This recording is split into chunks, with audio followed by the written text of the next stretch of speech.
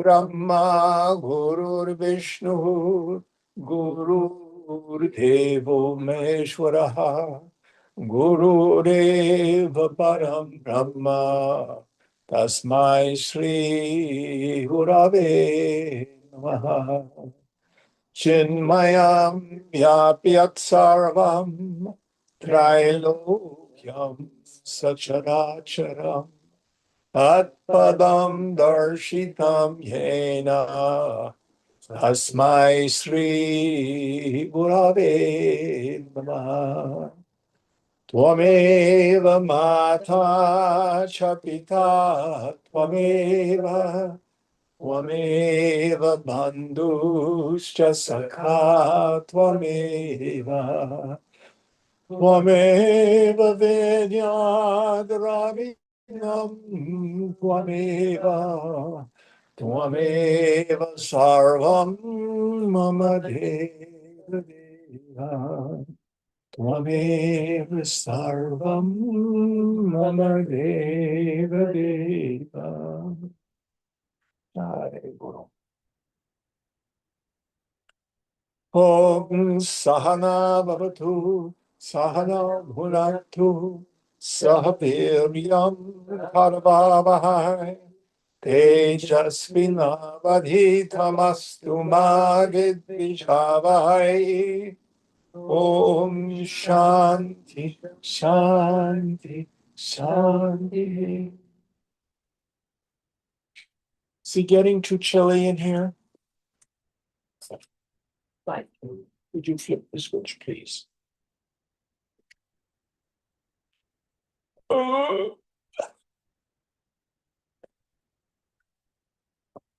So where are we in our text? Chapter 18, verse 9. Chapter 18, no. Chapter 14. 14, verse 9. So we're dealing with the three gunas, tamas, the principle of inactivity, dullness, illusion, delusion, depression, being like a stone.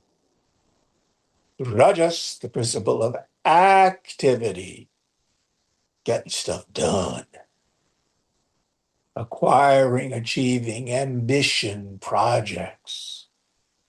And the vast majority of our suffering is in the state of rajas.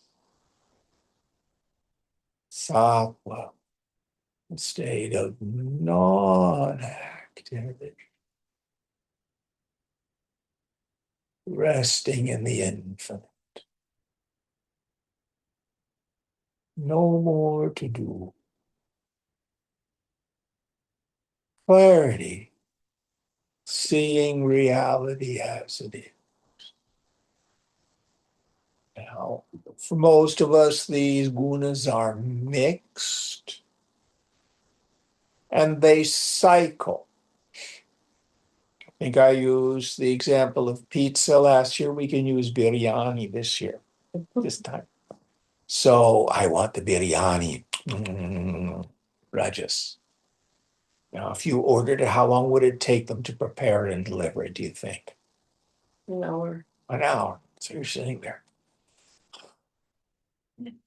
Rajas, I want the biryani. It comes. Finally, you get some naan. Oh, that's so good. Desire and object of desire become one. For a moment, my mind stops its craving. Stop what? Then what happens? Oh, I'm so sleepy. Maybe I'll have ice cream. The whole thing starts over again.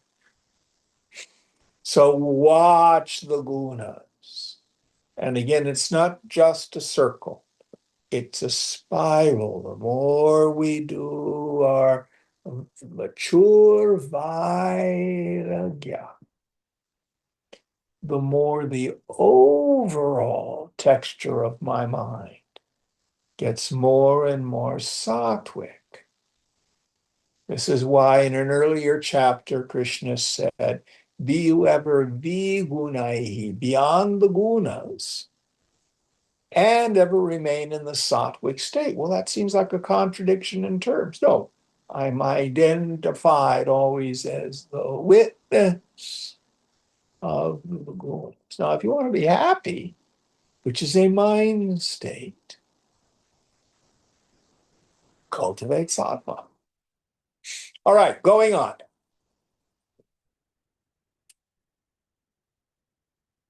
Sattvam sukhe samajjati raja karmani bharata jnanam avritya tu tamaha pramade sanjayatyuta. Sattva attaches to happiness, rajas to action, O Bharata, while tamas, rarely shrouding knowledge, attaches to heedlessness. Now let's nuance this. Pure sattva, because one sees the truth, there is no attachment. But if it's mixed sattva, slightly tinged with rajas and tamas, then I get attached to happiness through the world with Vishaya Ananda. Vishaya Ananda. Desire after desire becomes one. Happiness. But for us spiritual seekers, we can start craving blissful mind states. So this is the last garment of ego. This is not the ironclad of tamas or the silver of rajas. This is the golden cloak of sattva. I keep wanting to have a deeper mind state. I keep wanting to get higher. Oh, I gotta hide me my balls so I can be high. I crave it. And that's when the mumukshu itself becomes another identity. Who is it who's trying to get high? Yeah, not Brahman. So this is why we get these statements in some of the scriptures that say the yogi cannot be attached to samadhi. Now, notice it usually occurs after telling us how to achieve nirvikalpa samadhi. Then it says don't be attached to samadhi. Is that making sense? Because you can't renounce something you haven't got.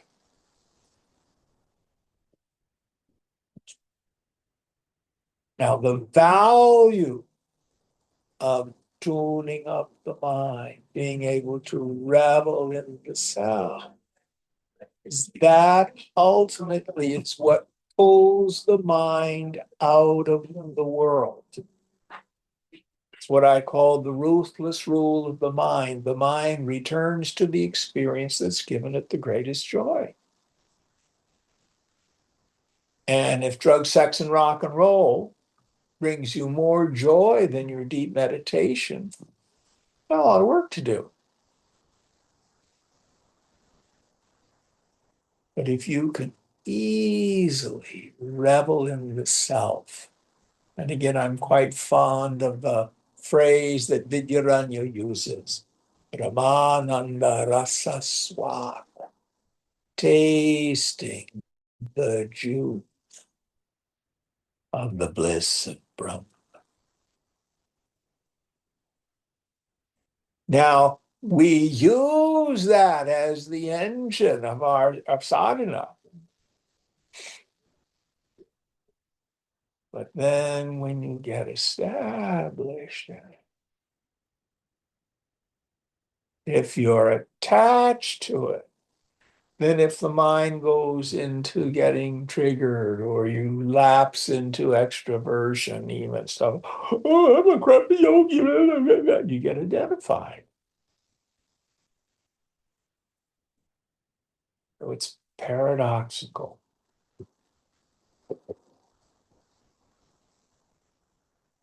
Nisargadatta Maharaj was once asked, "Sin I am that, are you always in samadhi?" And he said, "Of course not."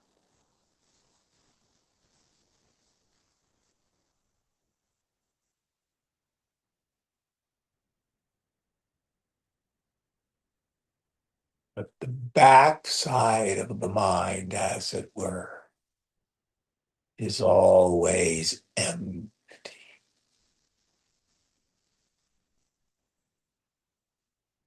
Any thoughts on this?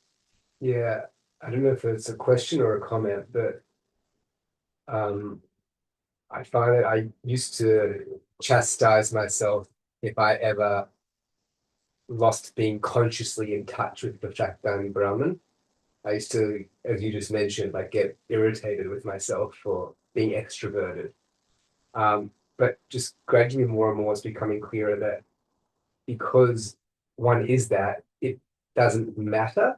And that, so, and my question, I think, is that by knowing we're that, and not just intellectually, but viscerally knowing we're that, then it doesn't matter at all in some real regard what the mind does or You whatever. got it. And it's not, and from another perspective as well, it's not really ever going out, even if it seems to at that level. Yes. Mm. Yes. Again, language will fall short, but it depends on what level of our practice we're at. Mm.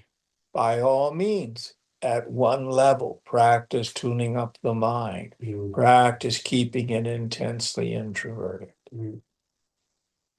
We don't want to get caught in the Vedanta logic loop. It's just an illusion, so it doesn't matter. So I think I'll go shoot heroin. Mm. That's not liberation, that's license.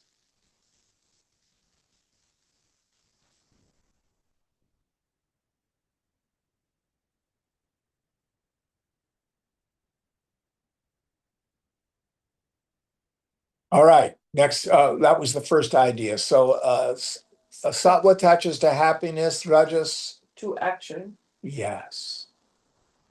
Yes, this is when there's still the phenomenon of kartavya, literally obligatory action, meaning it's the fruit of attachment. I'll be happy when, it'll be better if, I've got to accomplish this.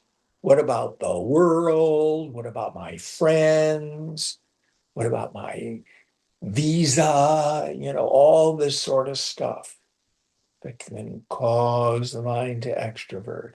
And it's in that rajasic mind state that I suffer because the essence of it is raga and vesha, attachment and aversion.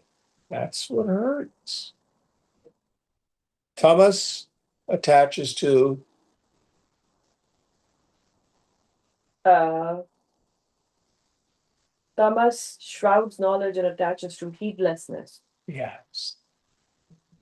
So not only do I have the non-apprehension of my essential nature, I have the non-apprehension of what the world really is and what arises as the result of tamas, avidya, maya, avarana shakti is jiva bhavana. I think I'm a person. The language I've been using lately. Jiva bhavana is a condition of spiritual impoverishment. I'm not enough. There's not enough. It always feels incomplete. And I either need to somehow fix the world, change the world, or I need to fix or change me. Go from point A to point B. Kartavya. Obligatory act. And that's the result of illusion and delusion. And when I'm deluded and I'm caught under illusion, the things my mind presents to me as solutions are only going to make things worse. I'm angry at my neighbor, so the solution is to shoot them. To a fool, that seems logical.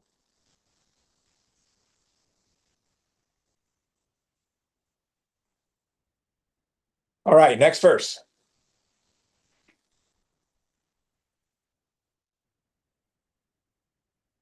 रजस्तमश्चाभिभूय सत्वं भवति भारत रजसत्वं तमश्चैव तमः सत्वं रजस्तथा. Now sattva rises or prevails, O Bharata, having overpowered rajas and inertia, which is tamas. Now rajas having overpowered sattva and inertia, and then inertia having overpowered sattva and rajas. So here he's talking about that cycle that I was mentioning. I desire something. When I get what I want, the desiring is the rajas. When I get what I want, there's a little hit of sattva. Then I go unconscious, and then another desire arises.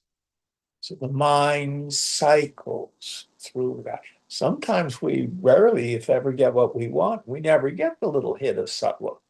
Then you go have a cocktail. And that's an interesting phenomenon.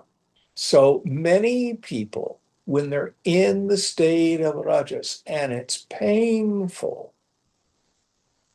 they think the solution is unconsciousness.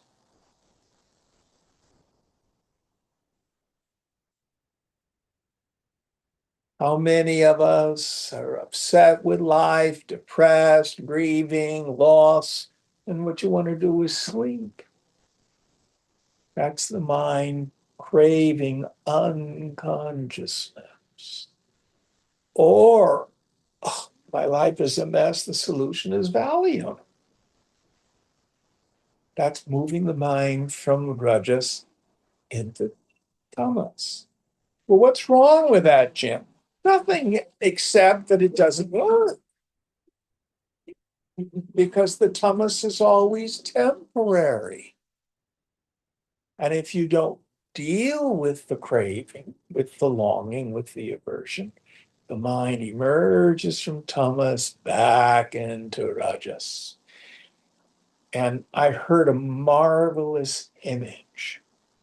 If we're dealing with our rajas, the rajasic mind, by going unconscious, that's like driving a big car with a whole bunch of poop in the back seat.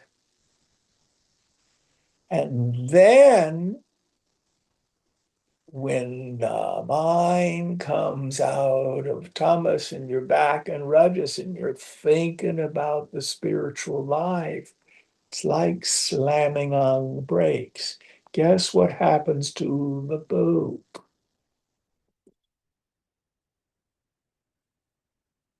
Well, it's meditation. It makes me feel worse.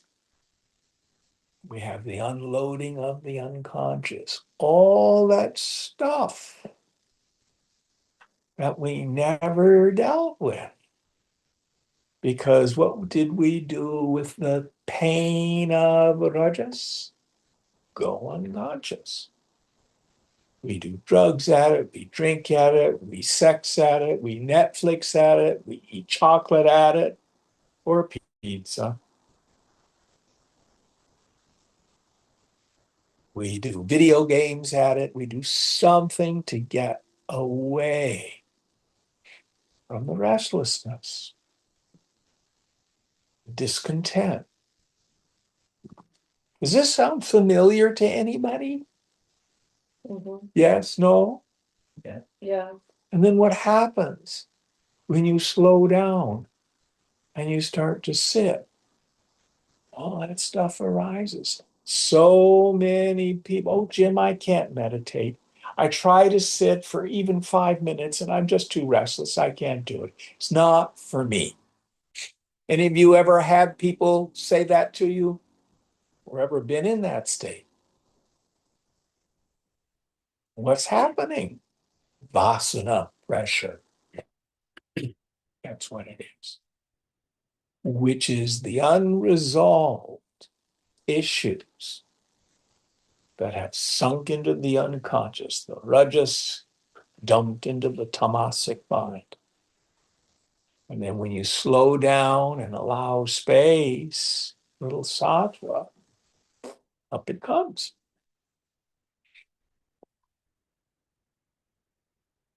So part of what we want to understand with our study of the gunas is it implies some solutions for how to deal with my mind. Now, let me give you one of the basic ones. It's almost impossible to move the mind from tamas directly into sattva. Don't try. If you're shut down and deluded and eluded and you feel solidly like a person and nothing's working in your life, probably you will find it very difficult to meditate and you'll just sit there and squirm the whole time. What do we do with the tamasic mind? You move the tamasic mind into rajas first. Let me give you my classic example. So there's somebody who works for the government. And you know what they say about a US government worker? It's like a broken rifle. Have I told you this? It won't work and you can't fire it. It's kind of bureaucracy everywhere. So someone has this really boring government job and they smoke dope all day on the job and it's just their life is boring. They can't wait till they get retirement and a pension. And then someone asks them a question. Well, what would you really like to do? Well, what I'd really like to do is start my own business. Okay. What's all keeping you back? Well, I can't. Well, try. You move the mind from tamas into rajas. You stimulate it with desire. I have a standard question I ask my new yogis who are not established in their swadharma. If you were independently wealthy, you had all the connections in the world, all the education in the world, what would you be doing with your life? Now, if the mind is really tamasic, they'll say, oh, I'd be on the beach in Fiji. Well, actually, that gets boring. We're built to work. Now, you've been in Fiji for 3 months now. What are you going to do? I don't know. Well, pay attention to what it is that feels right when you do it. Some people right away. I know. I have this one fellow, he said, I'd sing. By the way, he just finished an MFA in music and theatrical performance. He's just cooking. It's wonderful. And he had a crappy job as a school administrator that he hated and was living with his mother when we started this. What are we doing? Moving the mind from tamas into raja. Then in the world when you're a desirer of desires and it kicks you in the teeth frequently enough.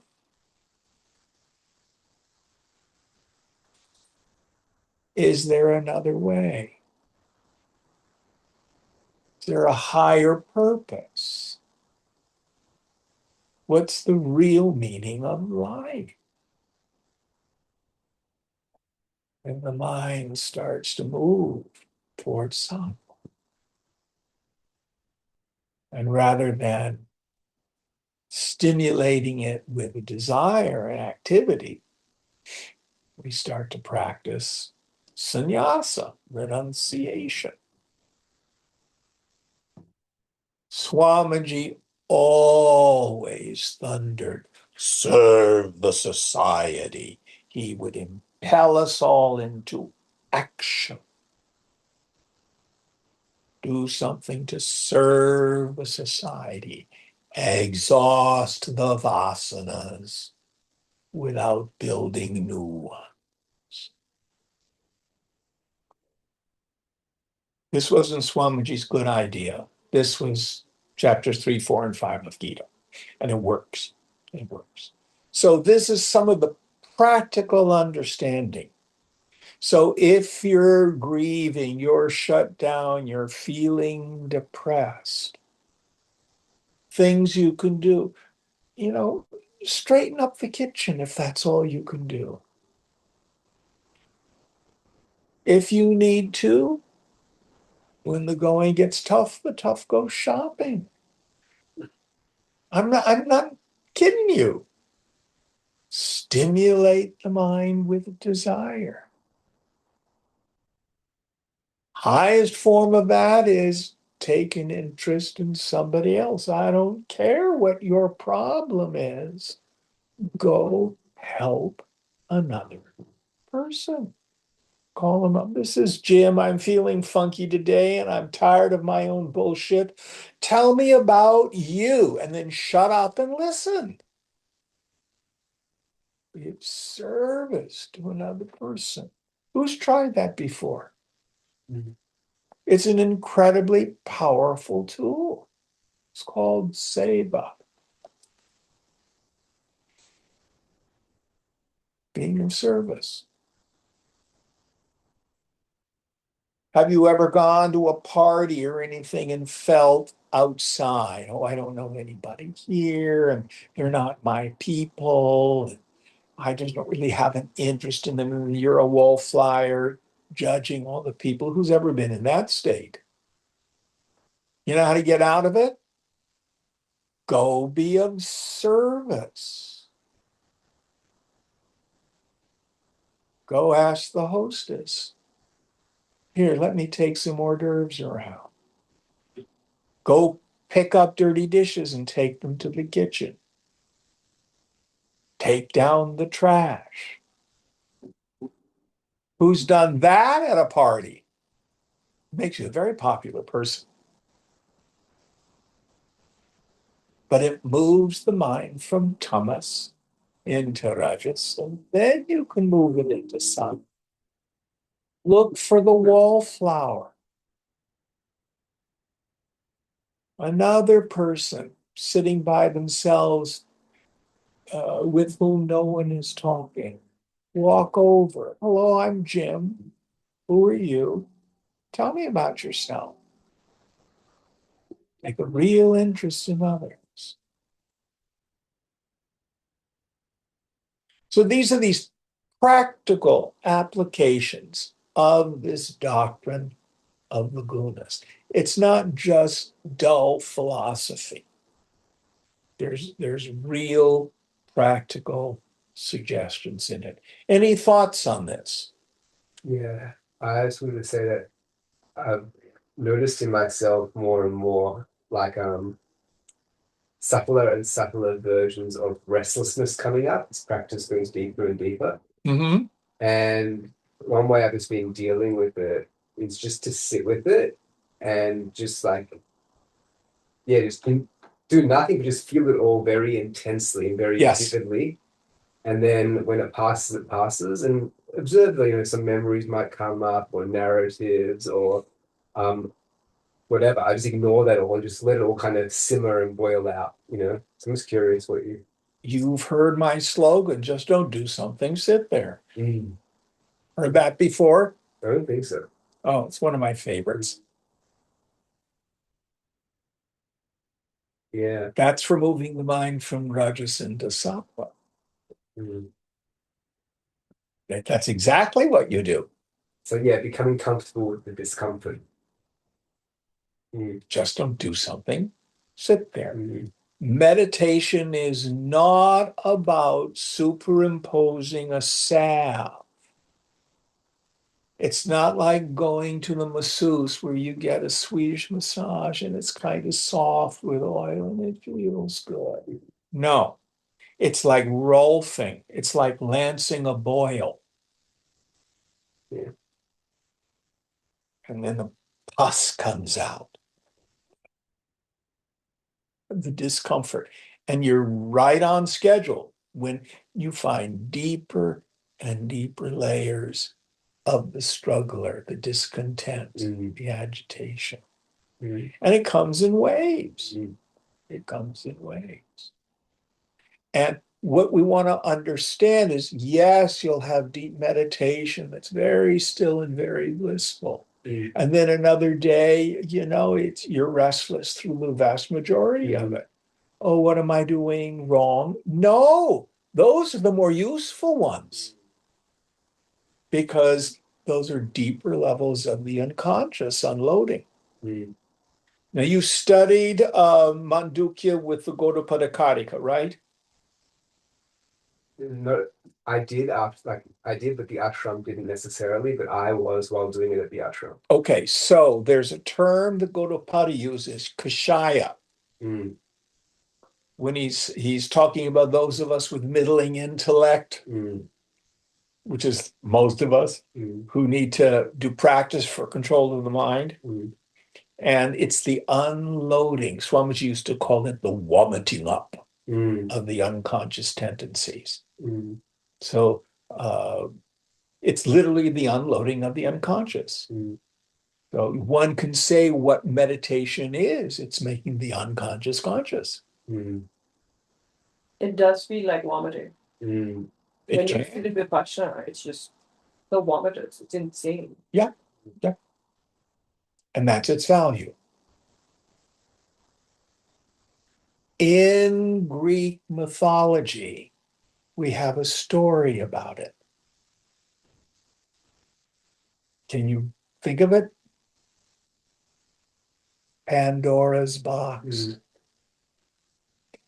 So she thinks that there's something precious in the box. She says, don't open it. Don't open it.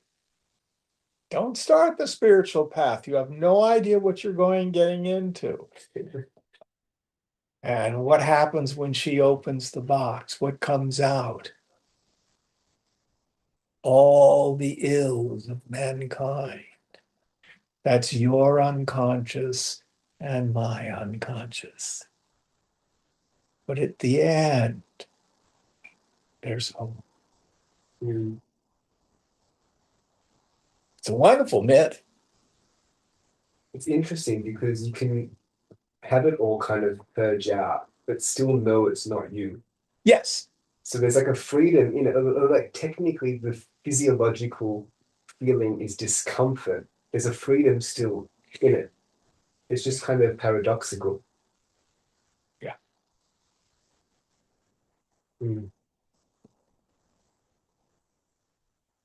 So that's the value of an understanding of the gunas and how to work with them. You can't go directly from tamas to sattva, usually. If you're really depressed, shut down, stuff like that, go from tamas to rajas and from rajas. Going on.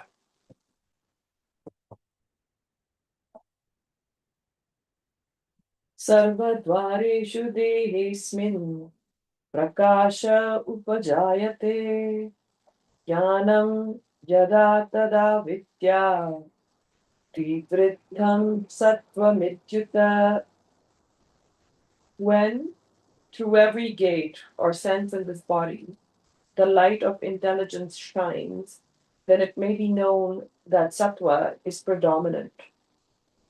Yes. So the various gates of the body, the senses, the five senses, the mind, and the intellect. When we see the phenomenal world as it is,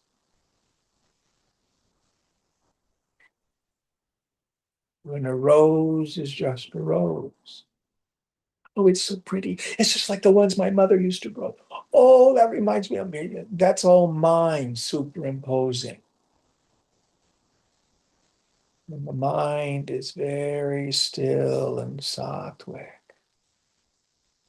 In other places, Krishna said, when a leaf, a piece of gold, a lump of dirt, dog poop, a candy wrapper, a beautiful person, an ugly person, the Samabrishta. Now, those of you who have done long Vipassana retreats, you might have had the experience of things getting so empty that the phenomenal world has a vibrancy and an intensity that you've never seen before. Who's had that experience? Yeah. Welcome to what's really here. Mm-hmm. The dullness is you're wearing your shades of I, me, mine, past, present, and future, which literally dulls your perception. Tamas. And in those states, deep is gone. There's just the direct perception. This is the predominantly sattvic state. Real clarity, not victimized by judgment and past history, hope for the future.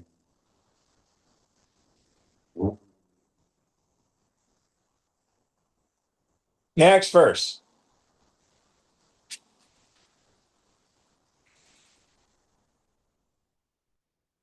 Lobha pravrittirarambha karmanamashama spriha rajasyetani jayante vivritte bharatarshava. Greed, activity, undertaking of actions, restlessness, longing, these arise when rajas is predominant, or Lobha. best in the Bharata family. Yes. Lobha. Greed. Isn't that what lobha is? Yeah. Yeah. I want. Are you running around with a want on? So many words. Spriha, longing. Trishna, thirsting. Vancha, wanting.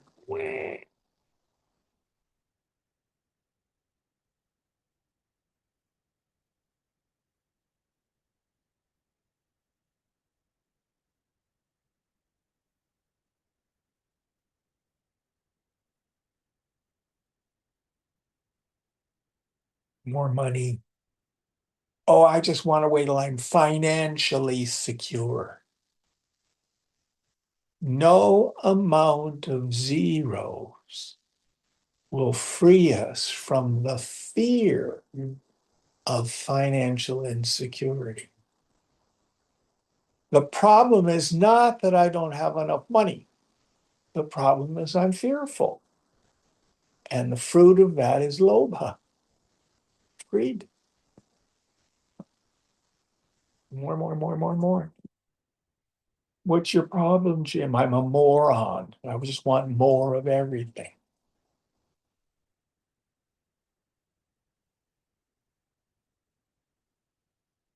That's the essence of this rajasic mind. Discontent.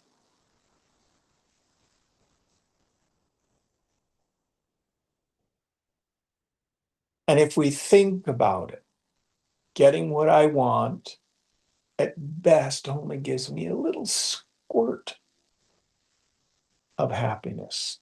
You've heard me share this so many times. Swamiji used to say, if sex were satisfying, we'd only do it once. And the more you get, the more you want. And then you get caught up in the law of diminishing return. The first toy, whoa! But if you keep going after it and going after it, then it gets to just be a habit. And then you get addicted, and then you just can't stop. It turns into a nightmare.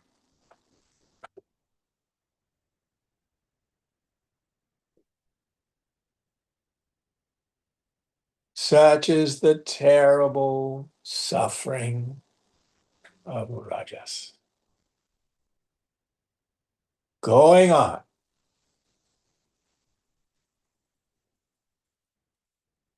Aprakasho pravrittischa pramado moha evacha tamasyetani jayante viprithe kurunandana.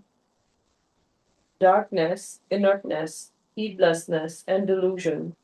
These arise when tamas is predominant, O descendant of Kuru. I love that word. I hadn't remembered it. Aprakasha. Aprakasho, yeah. Yeah.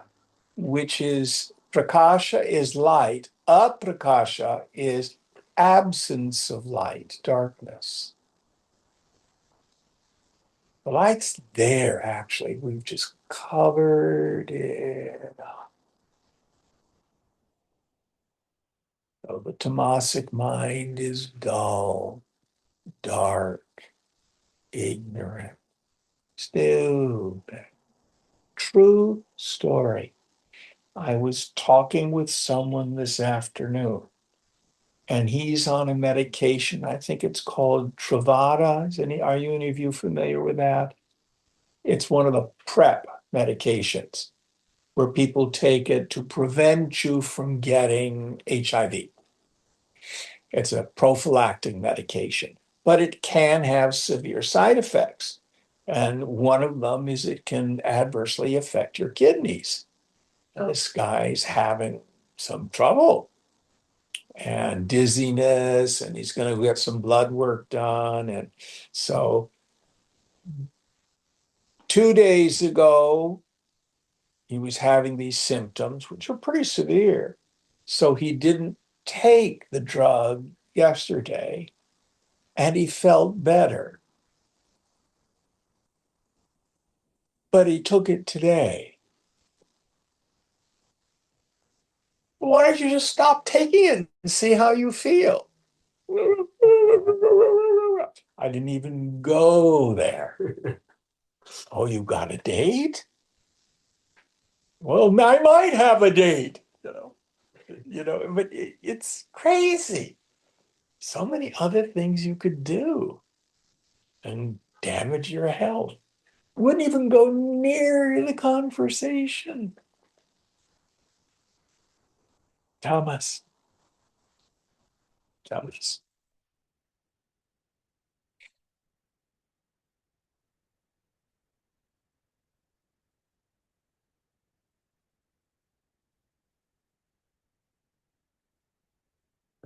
Finance things.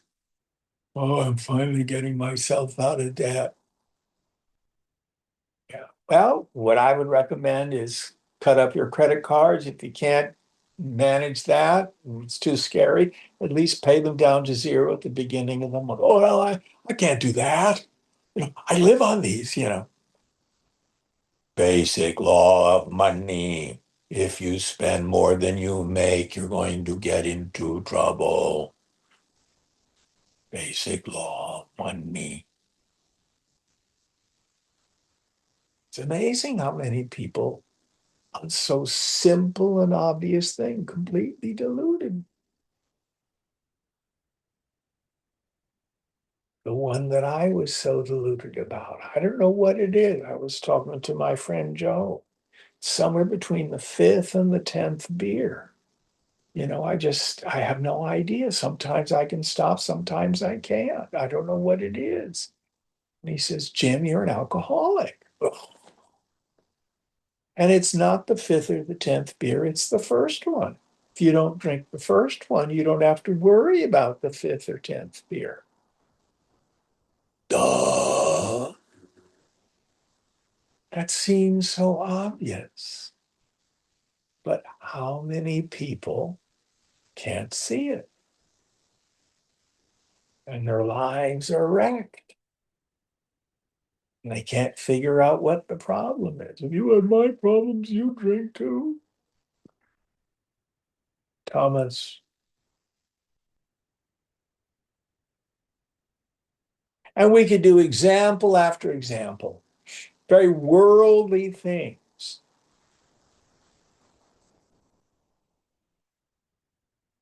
Where we get ourselves into trouble because we're deluded and we suffer from illusions.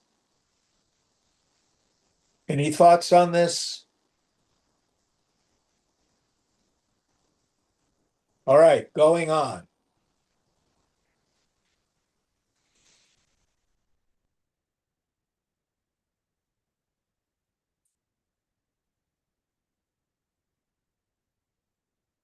यदा सत्त्वे प्रवृत्ते तु प्रलयं याति देहभृत् तदोत्तमविदां लोकान् मलान् प्रतिपद्यते. If the embodied one meets with death,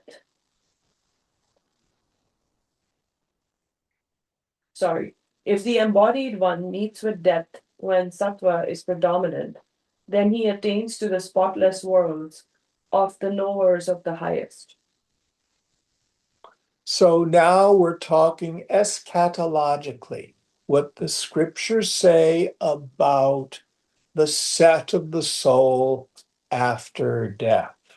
Now, let's remember what we're talking about. What is it that incarnates and what is it that doesn't? The physical body is like the glass. The subtle body, what are the elements of the subtle body?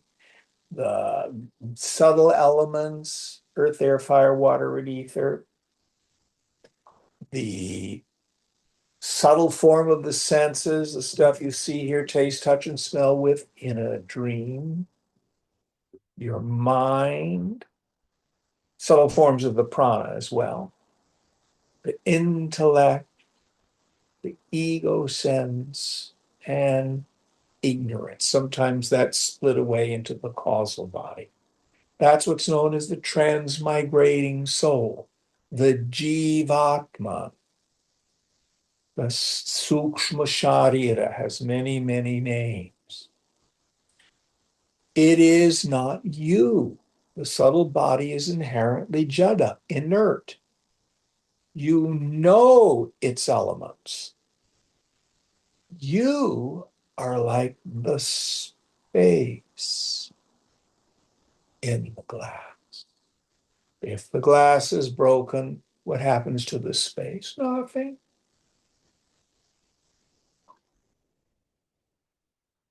The space doesn't get merged with the infinite. The space doesn't dissolve into the infinite.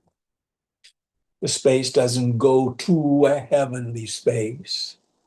You go nowhere. Easiest way to understand this is, do you incarnate into a dream? In the dream, it feels like I'm in the dream body. But are you in the dream, or is the dream in you? Well, it feels like I'm in the dream.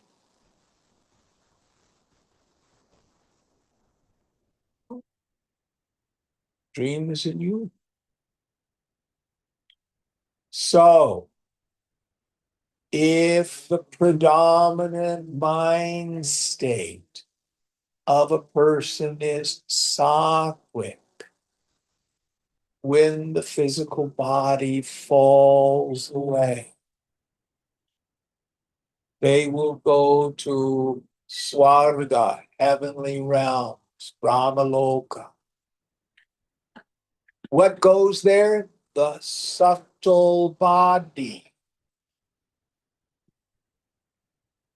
And it finishes out some of its karmic stuff.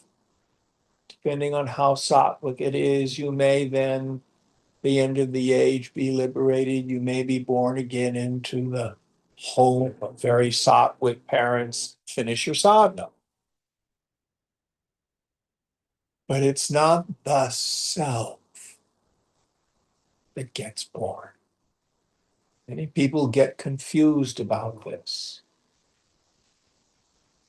Any thoughts?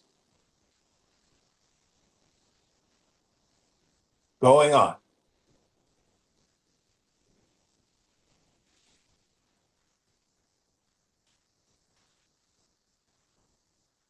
Rajasi pralayam gatva karma sanghishu jayate tatha pralina tatha pralinastas tatha pralinastamasi murayonishu jayate. Meeting death in Rajas, he is born among those attached to action, and dying in Tamas, he is born in the womb of the senseless. Yes. So the idea here is the texture of our thoughts that we develop in a particular lifetime determine the quality of the next incarnation. What is incarnation? What is the physical body? Ultimately, the body is an instrument for the realization of the self, for the purely sattvic. But generally speaking, the body is an instrument for the garnering of experience and the satisfaction of desires. If I really want to be a famous singer, I've got to then be born into a family where I get that musical training from an early age. I've got to have the kind of body that can do that kind of stuff. If, on the other hand, I want to be a ballet dancer, if I'm born into a body for being an opera singer, it's probably not going to work out. There aren't too many 250-pound ballet dancers. You got to have the right car, the right vehicle. And what happens? We go through that life. It was okay, but it really didn't do the trick. What about yada, yada, yada? And the mind then presents another activity. Or we may have a regret. Oh, I was so mean to my little brother. Oh, I was really uphill. So you're born into a family of 10 children and you're the youngest. You get kicked around by all 9 of them. Those sorts of things can happen. I'm simplifying it. So this is why we have the great mystery of why things happen to people. Yoga says we do not get what we want. And listen carefully. We do not get what we need. We get the inevitable results of our past actions. As that interacts with the larger karmic environment.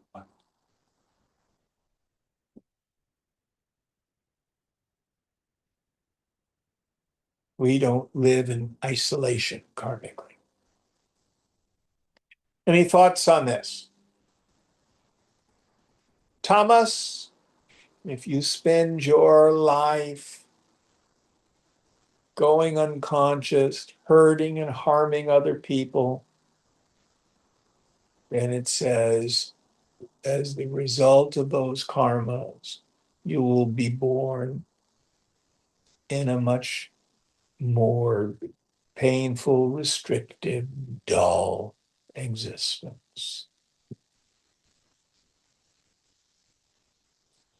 Someone once asked Swamiji, what about people who are like murderers and abusers and violent criminals?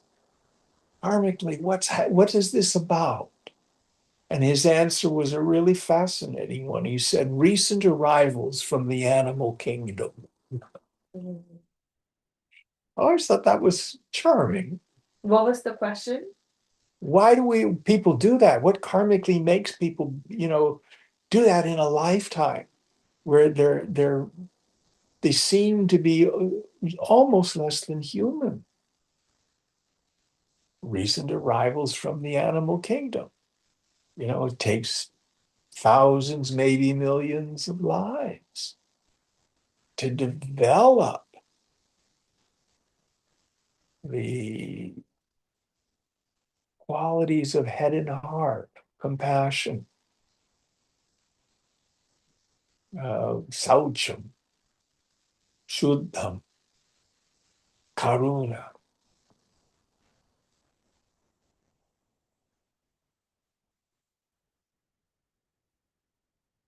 Dana.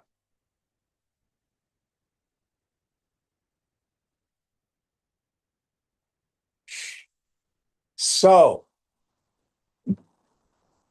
what this teaching helps us with is titiksha. Who can tell me what titiksha is? Forbearing. So, the capacity to endure the vicissitudes of life without the need for redress or revenge. When we understand, why did this happen to me? It's not bad luck. If there's a jerk in my life, why did they pick on me and not the next person? Karmically, I have drawn this. Well, I'm a good person, I didn't do anything to deserve that. You have no idea what you may have done in other lives. No value in going causation hunting. You may or may not know why. But the point of power, and it's just that, is how do I respond in real time in the now?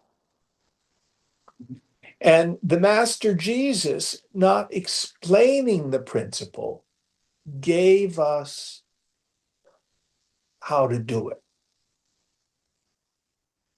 Love your enemies. I say to you, even the Gentiles love their friends. I say to you, love your enemies. I can't love them. I'm just not capable of it, God. All right? God, you're going to have to love them through me. I surrender. You love the person through me. That is a great prayer. Turn the other cheek. Person smacks you in the face, turn the other cheek. Well, that's being a damn doormat. No. resist not evil. Don't fight. Don't struggle. And this is not easy. But what it does is break the karmic retribution cycle. It's incredibly important. This is the deepest understanding of titiksha.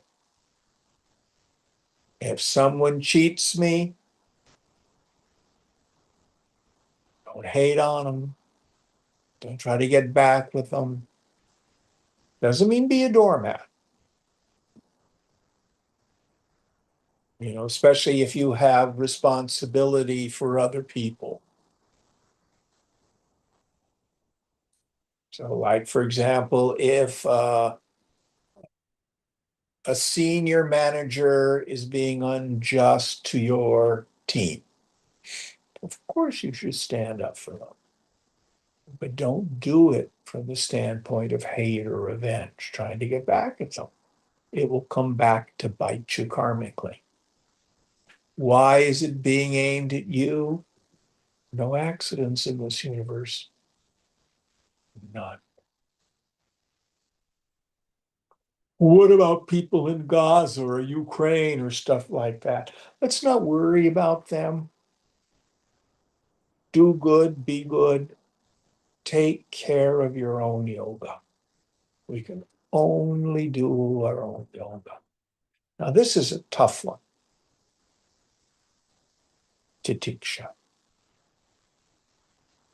But it helps break the karmic cycles of retribution. In the Hebrew scripture, we were talking about Hebrew stuff beforehand. There's a saying, the sins of the fathers are visited upon the sons, even to the second and third generation. This is not about ritual impurity. It's about generational suffering being passed on. We keep recreating things. So, for example, we've got Epstein files. You know, people talking about pedophilia. I don't know if any of you have ever worked with people who have abused children. I have. Without exception, everyone I've worked with who themselves struggles with an attraction to children sexually, themselves is an abuse survivor. I'm not worked with one who wasn't. These karmic things. These karmic things. Hurt people hurt people. So this helps us understand why people do stuff. And our job to diksha. But if we're in tamas, give you a real life example. I don't know if either in India or Australia, they were talking about this very popular fellow in conservative circles, Charlie Kirk. Do you remember him, Vinayak? Yes. A really wonderful person who was able to have conversations with people. I did not agree with him, but he was able to engage in dialogue with people. You know, he was able to disagree without being disagreeable. And he was assassinated. Terrible. And at the big, huge memorial, his wife got up, and both Charlie and his wife are deeply committed Christians. And you know what she said? I forgive you. Because that's what I'm taught to do, and that's what I need to do. And the president said, I can't forgive people. I want revenge. Very sad. Very, very sad. And he's not alone. And there's something in all of us. Certainly has that tendency. Maybe he was a little more honest than. Any thoughts on this?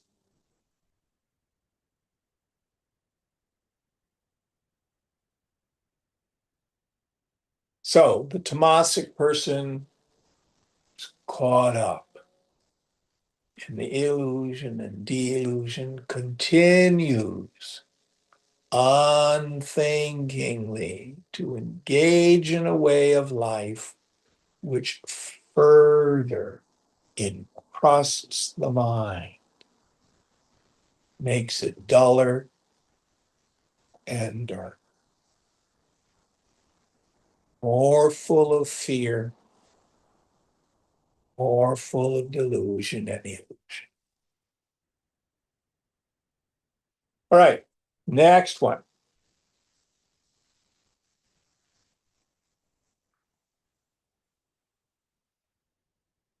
Karmana, karmana sukrutasyahu, satvikam nirmalam phalam, rajasastu phalam dukkha, Bhagyanam tamasat phalam. The fruit of action, they say, is sattvic and pure. Verily, the fruit of rajas is pain, and the fruit of tamas is ignorance. So if my mind is predominantly sattvic, what's the fruit? The fruit of good action, they say, is sattvic and pure. Yes. So we act our way into right thinking. If you do actions according to the Dharma, treat people with kindness, generosity, it helps develop a sattvic mind. And what was the second one? The fruit of rajas is pain. Yes. So if my quality of mind and my actions are based in ego-prompted desires. Again, Nisargadatta Maharaj has a wonderful way of articulating it.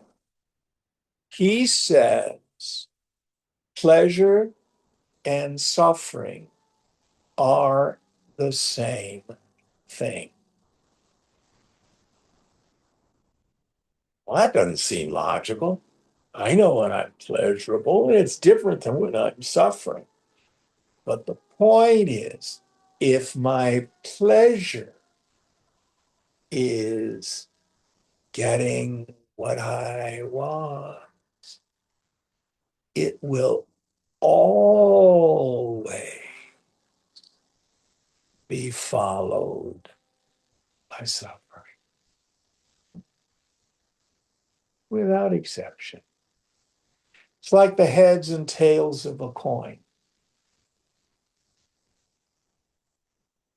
Oh, I don't like to have a coin with tails on it. I'm going to take a saw and saw off the tails. And it's still a two-sided coin.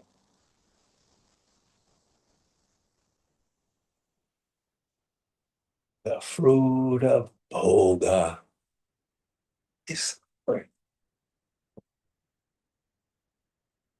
What's it feel like to want something you don't have? Or the flip side, I want to get rid of something I don't like.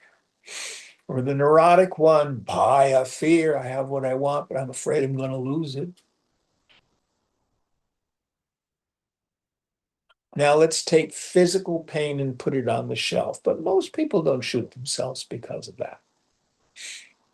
Can you find any other kind of suffering? And the more I want it, and the further away it seems, the more painful it is. I don't want it very much, and it's pretty available.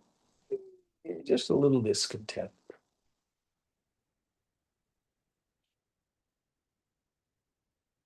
The fruit, the pollen of rajas is suffering.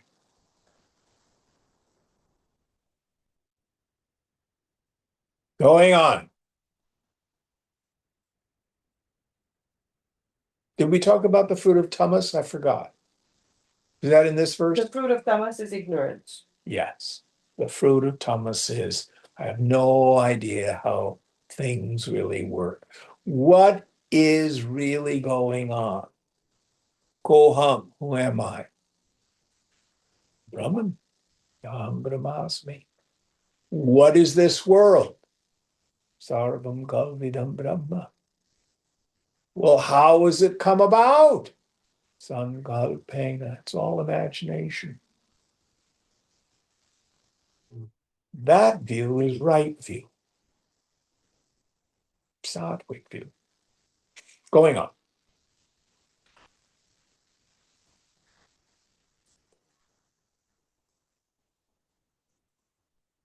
Oh, it's 8:00. We'll end here. What verse are we on for next time? 17. Om Purnamada Purnamidam Purnat Purnamudachyate Purnasya Purnamadhaya Purnameva Vashishyate. Om Shanti Shanti Shanti. Hari Om Sri Guru Pyo Namaha. Hari Om.